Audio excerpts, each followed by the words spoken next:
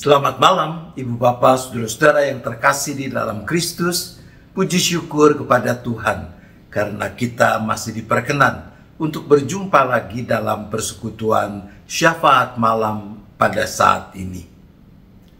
Saya takut engkau akan mencium saya. Begitu judul cerita singkat yang mengawali refleksi kita. John dan Mary adalah sepasang muda-mudi yang baru mulai berpacaran. Suatu hari ketika John main ke rumah Mary, Ibu Mary minta tolong Mary agar membelikan seekor ayam dan sebuah wajan di pasar. Tentu saja dengan sigap John menawarkan diri untuk menemani Mary belanja ke pasar. Karena pasar itu tidak terlalu jauh, maka John dan Mary pergi berjalan kaki. Singkat cerita, mereka berhasil membeli ayam dan wajan seperti yang dipesan oleh Ibu Mary. Dalam perjalanan pulang, mereka melewati jalan yang kedua tepiannya ditumbuhi pohon-pohon rindang dan kebetulan sepi. Saat itulah, sambil melambatkan langkah, Mary berkata, "John, saya takut." "Apa yang kau takutkan, Mary?" kata John. "Saya benar-benar takut, John," kata Mary sambil menghentikan langkahnya. "Tapi apa sebenarnya yang kau takutkan, Mary?" "Saya takut jangan-jangan kau akan mencium saya."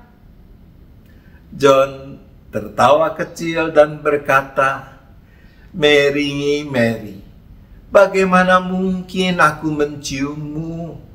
Kau lihat sendiri, tangan kananku menenteng wajan dan tangan kiriku membawa ayam." "Saya takut jangan-jangan kau meletakkan ayam itu di tanah, menutupnya dengan wajan, lalu kau mencium aku." Ceritanya ya cuma sampai di situ. Kita tidak tahu apakah John mengikuti apa yang Mary katakan, apa yang Mary imajinasikan atau tidak. Itu bukan urusan kita. Tapi buat saya yang menarik, bukankah cerita singkat itu mau mengingatkan kita bahwa boleh jadi di sana-sini apa yang diperbuat orang lain terhadap diri kita sebenarnya adalah dampak dari situasi yang kita ciptakan sendiri. Kitalah yang entah secara sadar ataupun tanpa sadar menciptakan situasi yang membuat orang memperlakukan kita dengan perlakuan tertentu, yang membuat kita mengalami perlakuan tertentu dari pihak lain. Orang bisa tidak menghormati kita karena sikap kita sendiri yang membuat orang lain sulit untuk menghormati kita.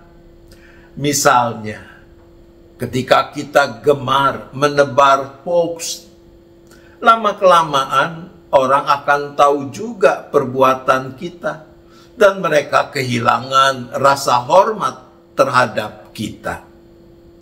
Pasangan kita bisa kehilangan kepercayaan kepada kita, tidak lagi mempercayai kita karena perbuatan kita sendiri yang menciderai kepercayaan yang diberikan kepada kita. Sebaliknya juga terjadi ketika perilaku kita membuktikan integritas kita selaku pengikut Kristus, mestinya orang akan merespons dengan baik. Bukankah itu juga yang Yesus maksudkan ketika ia berkata, segala sesuatu yang kamu kehendaki supaya orang perbuat kepadamu, perbuatlah demikian juga kepada mereka. Itulah inti Taurat dan para nabi. Demikian dicatat di dalam Injil menurut Matius pasal 7 ayat 12. Pasti yang Yesus maksudkan adalah hal-hal yang lahir dari kebenaran Allah, dari kekudusan Allah, dari kasih Allah. Bukan misalnya karena kepingin dicium seseorang, lalu kita nyosor mencium dia. Kalau itu yang dilakukan, bisa-bisa yang terjadi adalah yang sebaliknya. Bukannya dicium, lalu kita malah digampar. Jadi sederhananya, Yesus berpesan, kalau kamu ingin dihormati orang, maka hormatilah dulu orang lain. Jika kamu ingin diperlakukan dengan baik oleh orang lain, maka perlakukanlah orang lain dengan baik. Kalau kamu ingin orang mengasihimu dengan tulus, maka kasihilah orang lain dalam ketulusan. Tuhan menolong kita. Amin. Mari kita berdoa. Bapa di surga, ampunilah kami sekiranya di sana sini secara sadar ataupun tanpa sadar kami sendiri yang menciptakan situasi-situasi di mana kami akhirnya mengalami perlakuan yang kurang menyenangkan, bahkan juga tidak memuliakan Tuhan. Ya Bapa, ampunilah kami.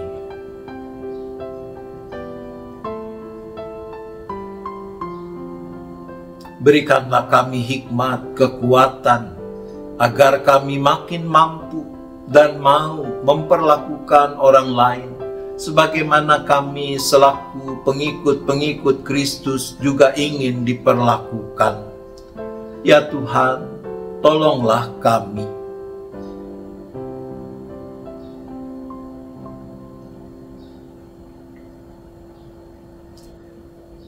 Kembali kami bersahati datang memohon belas kasihan, campur tangan, pertolongan bagi setiap anggota dan simpatisan beserta keluarga dengan pergumulan masing-masing. Bagi mereka yang masih bergumul dengan kelemahan tubuh, dengan sakit penyakit yang masih ditanggungnya. Bagi mereka yang sedang bergumul karena masalah sumber penghidupan, pekerjaan, usaha. Buat anak-anakmu yang masih punya beban karena ketidakharmonisan di dalam relasi antar anggota keluarga. Bagi anak-anakmu yang sedang gamang karena ketidakpastian terkait dengan studi, perjodohan, pekerjaan, dan yang sejenisnya. Kami datang kepadamu karena kami tahu Engkaulah Bapa yang Rahman, yang bekerja dalam segala sesuatu untuk akhirnya mendatangkan kebaikan bagi orang-orang yang mengasihimu.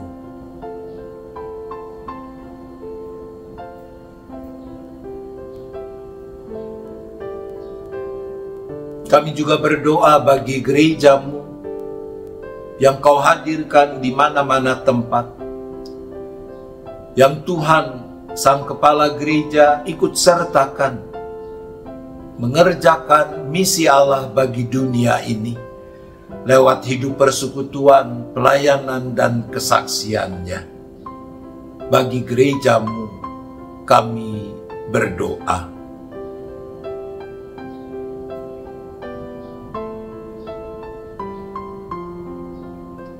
Khususnya kami berdoa bagi jemaat GKI Gading Indah.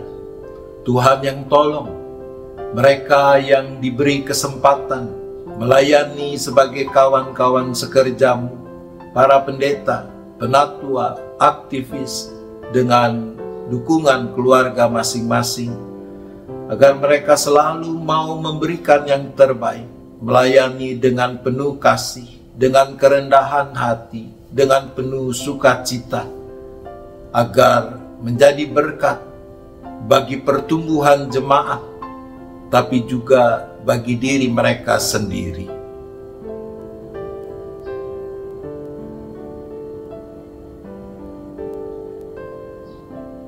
Kami juga tetap berdoa bagi bangsa dan negara kami.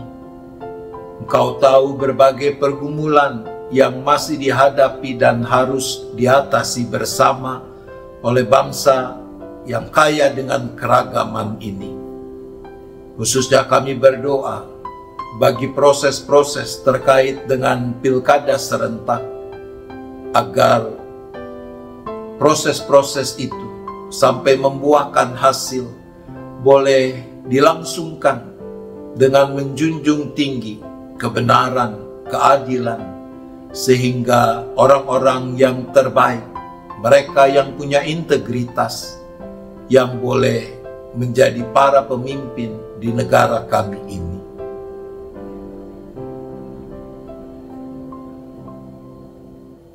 Kalau sebentar tiba saatnya kami akan istirahat, maka kami serahkan lagi seluruh keberadaan kami hanya ke dalam tangan pengasihan Tuhan. Biarlah kami boleh beristirahat dengan cukup, tidur dengan nyenyak, sehingga besok pagi kami menyambut hari baru dengan keadaan yang lebih baik untuk makin memuliakan nama Tuhan. Terima kasih ya Bapa, kami bersyafaat hanya di dalam nama Tuhan Yesus Kristus. Amin. Selamat malam Ibu Bapak Saudara-saudara. Selamat istirahat. Tuhan tetap beserta kita.